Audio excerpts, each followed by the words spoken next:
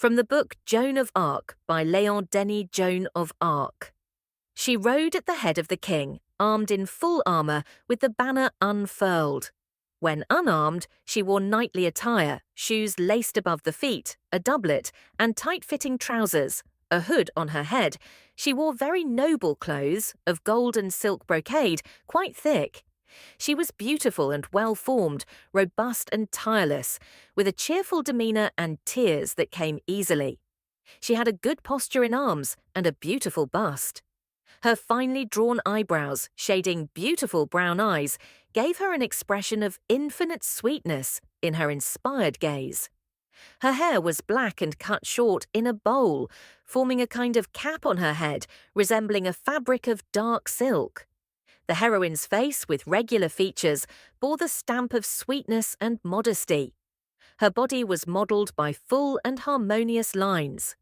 From the first days, her unrestrained gestures as a girl surprised and enchanted, as did her graceful flexibility in all circumstances, particularly in warrior attire on horseback, wielding a lance or a banner.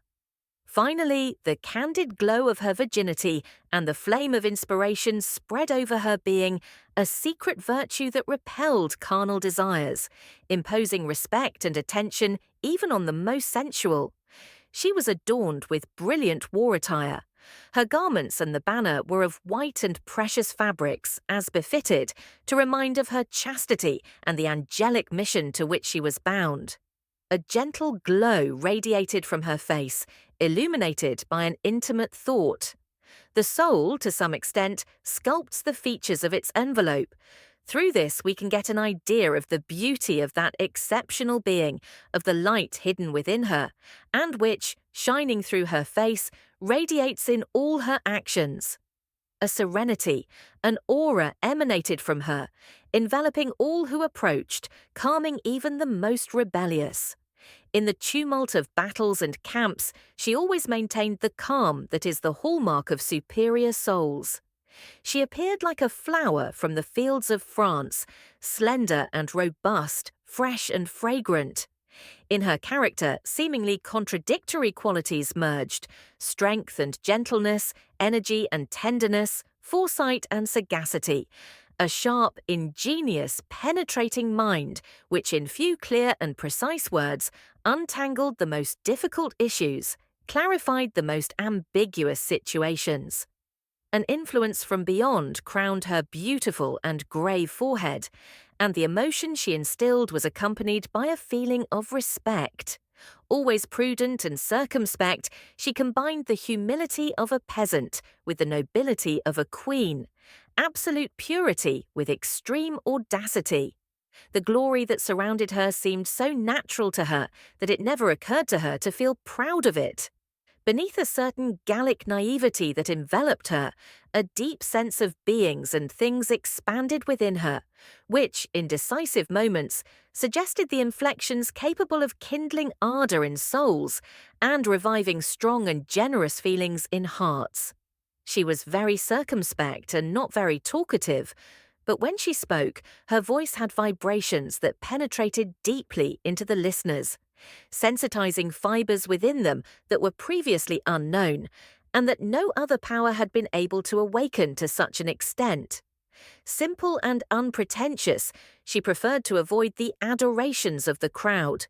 She had a passion for beautiful armour, and displayed a very pure and distinguished care for the most insignificant details of her person and her attire. The courtiers admired these attentions, and the ladies naturally considered her one of their rank. Such were the grace and distinction that were noticed in her. Valiant to the point of cheerfully challenging death in combat, without ever dealing it to anyone, adorably womanly, she did not hide her delight in possessing brilliant weapons and beautiful black horses, especially because they were so malicious that no one dared to ride them. Her mysticism, of a high order, combining the sense of beauty with that of goodness, had nothing in common with that kind of asceticism that makes neglect of the body and a sordid exterior a virtue, and seems to have ugliness as its ideal. She had the purity of a virgin and the boldness of a captain. The recollection with which she prayed in the temple, and the youthful liveliness in the camps, the simplicity of a peasant, and the delicate tastes of a lady of high lineage. Grace, kindness, along with audacity, strength, and genius. She was a missionary, a messenger, a medium of God, and as in all missionaries from heaven for the salvation of peoples, three great things predominated in her: inspiration, action, and finally passion, suffering, which is the climax, the apotheosis of every worthy existence. However, what predominated in her personality was the spirit of sacrifice, kindness, forgiveness, and charity,